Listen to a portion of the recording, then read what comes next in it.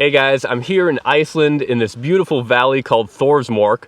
I'm going to be doing some hiking and camping here for the next couple days, but I'm also going to be photographing the northern lights, and I wanted to share with you how I do that. The best time to see the lights is generally in the fall and winter between September and April, and it helps if you're far up in the northern hemisphere in places like Alaska, Canada, Norway, or Iceland. You need certain conditions to be met if you're going to be able to see them. Number one, you need really good weather, so clear skies. The other thing you need is strong solar activity. Now this can actually be measured somewhat, but it changes from day to day. So some days you could have really strong northern lights, other days there could be absolutely nothing. I use a smartphone app called Aurora, which helps predict the strength of these solar flares. And it's not 100% accurate, but it does a pretty good job of helping you determine what is going to be a good night to be outside to look for the lights.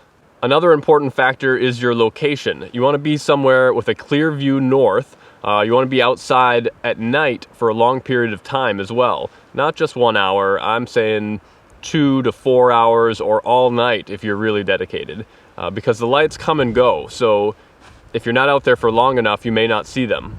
I'm using a Sony a7R III with a 16 to 35 millimeter lens. It's a 2.8 lens.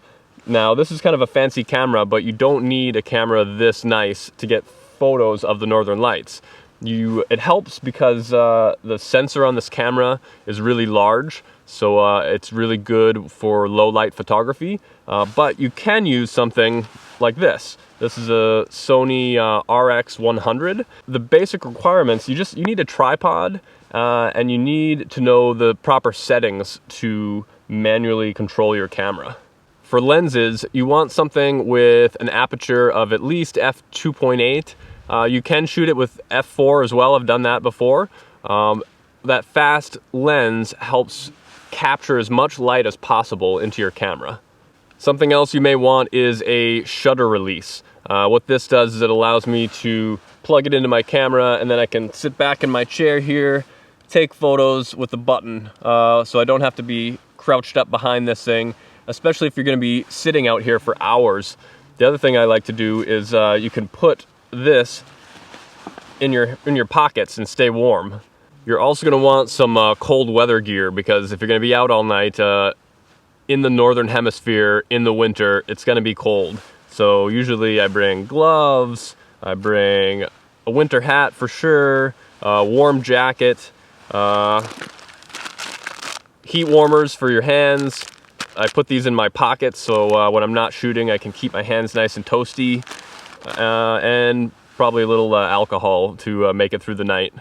One thing you're definitely going to need is a tripod. Because you're shooting at longer shutter speeds, you need your camera to be super stable, and you can't do it handheld. Focusing your camera at night can be pretty tricky, especially up at the sky. So I recommend pre-focusing your camera before the sun completely sets on something far off in the distance, like maybe a tree or a mountain, and that way you can then turn it to manual focus, and it's set and ready to go for when the light show starts. Alright guys, we got lucky. The light show has begun. I'm in my folding chair, nice and comfortable. I'm going to be here for a couple hours shooting photos, and I'm going to show you how I do it. Generally, the settings I use for my northern lights photos are an ISO between 2000 and 4000, an aperture of 2.8 or 4, depending on the lens I have with me, and a shutter speed between 2 seconds all the way up to 13 seconds, again depending on how bright the lights are and how fast they're moving. I also always shoot them in RAW, and I switch my white balance to incandescent. You can change that in post-processing later anyway if you're shooting in RAW, but I like to be able to see approximately what the photos are going to look like, and the incandescent setting for white balance creates a bluer image, and it really makes the colors pop. The camera is set up nice and low here. I've got a 16 to 35 millimeter lens on. I've got it at 16 millimeters right now, nice and wide, so you can see the whole sky. And I've got my tent right here with a little light on, hanging down from the top to make it glow. And The lights are all up here. You're not going to be able to see it with this video camera, but I'll show you my photos in a second.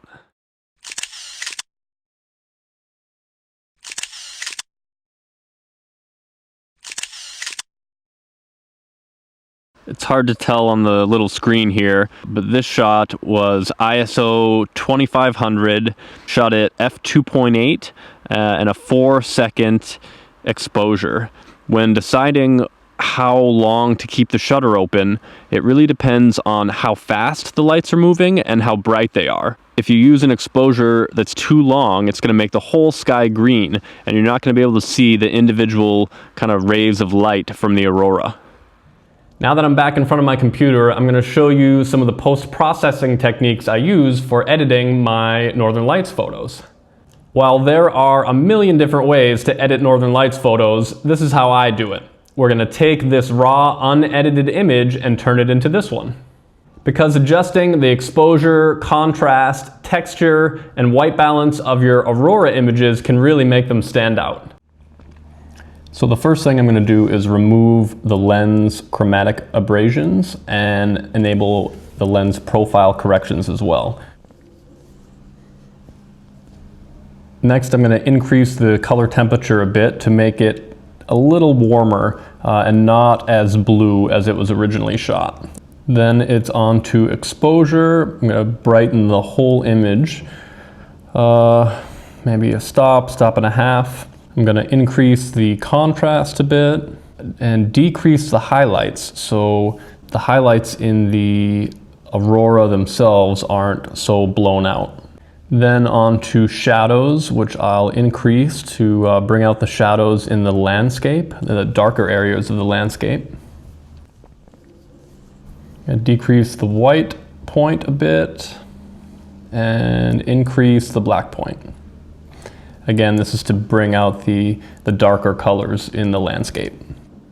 I'm going to increase the clarity, add a little dehaze effect, as well as increase vibrance and decrease saturation just a tad. On to the tone curve, I'm going to increase the black point a little bit and then create a slight S-curve to boost the contrast in the whole image.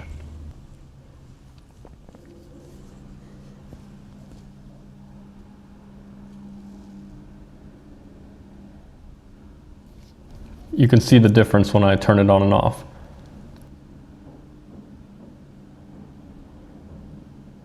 Now we're going to tweak the colors of the image a little bit. First up, orange. There's really no red, so I'm not going to worry about red, but the orange here in the tent, I want to make it less contrasty, less saturated. Now we're going to do yellows. The yellows often affect grass color. Even though grass is normally green, there's some yellow in there too.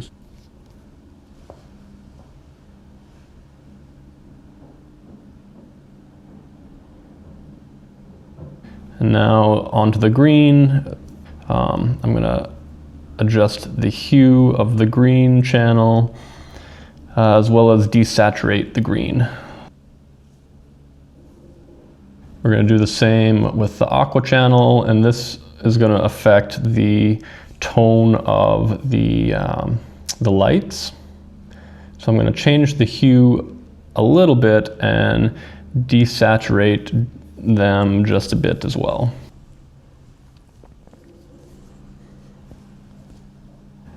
And the blue channel, it's going to affect kind of the sky above the lights. Reduce the saturation a little bit so it's not overdone, and darken the sky a bit as well.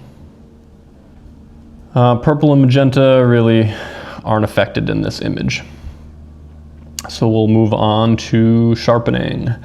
Now I have a particular way I like to sharpen most of my images. The amount is 30 and the masking is 11. On to effects and a vignette.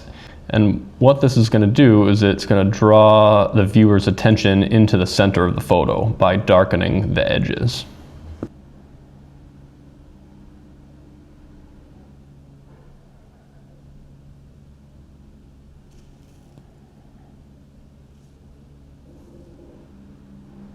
That's about it for the basic adjustments. Now I'm going to throw on some gradient filters to adjust just certain portions of the image. This is a linear gradient, and we're going to make a nice big soft one and just affect the colors of the northern lights themselves. First, I'm going to drop the color temperature of the sky only, and then make it slightly more blue. Increase the contrast a bit. We're going to increase the highlights and increase the clarity. The clarity is really going to bring out the rays of light at the top here. It's going to separate the northern lights from the night sky in the background. Now we're going to use a circular gradient to reduce the strength of the lights in certain parts here, where it's kind of a mush of overexposed aurora. So we're going to drop the exposure and drop the highlights in just certain areas. And we're going to increase the clarity a bit too, again for the same reason, to bring out some of that texture and detail.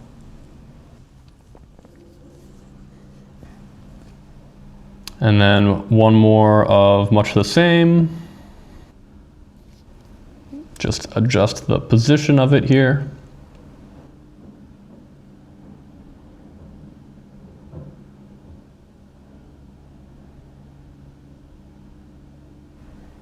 Okay, so I think that's done.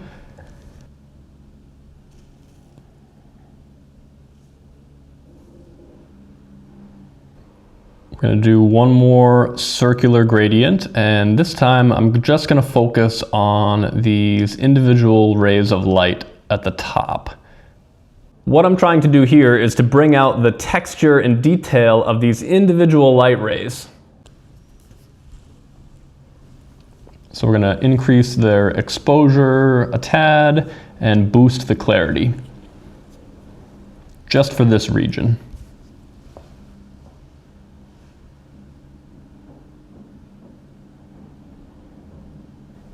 And another one.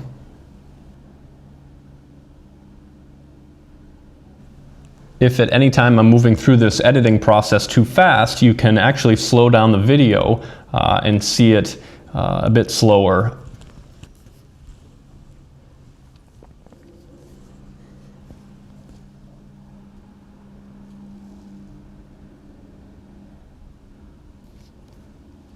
Now I'm going to do another linear gradient, and this one's just going to affect the ground.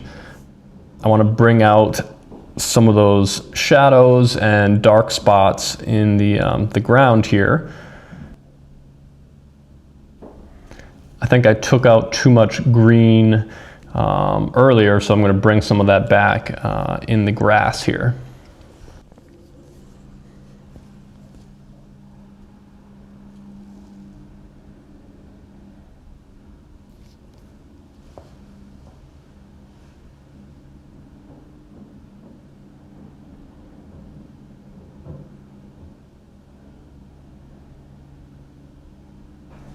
And I'm going to drop the color temperature because the grass was looking a little too yellow on the right side.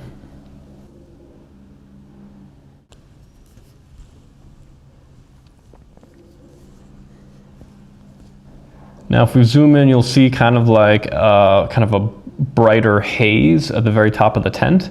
And I don't like how that looks, so we're going to drop the exposure and the highlights and increase the shadows in this section just a hair so it doesn't stand out so much.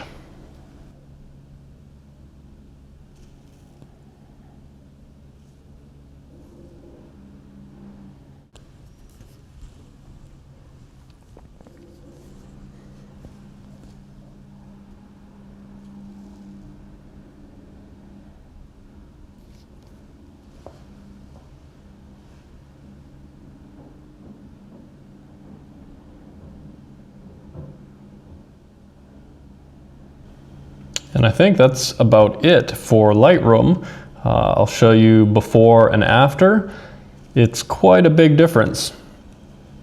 One more topic I want to cover here about Northern Lights photography is composition. You'll notice in all my images I have some kind of foreground element to draw your attention in, rather than just shooting photos of the sky directly. Here we have Iceland's famous plane wreck on a black sand beach, one of my favorite images of all time. I spent all night camped out next to this plane waiting for the aurora to appear. This is actually a composition of 3 photos, one where I lit the outside of the plane with an LED light, one with a red LED light inside, and finally one of the spectacular aurora that suddenly exploded in the sky for about 15 minutes. In this photo, I'm using the road as leading lines to draw the viewer into the heart of the image.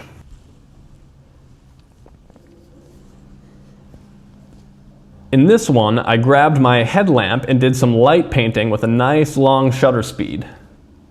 The key is to put some kind of subject in the foreground of your image to give it some depth. Well, that's it for my quick Northern Lights photography guide. I hope you guys enjoyed it, and thanks for watching. Let me know if you have any questions in the comments, and don't forget to subscribe for more adventure travel and photography videos from around the world.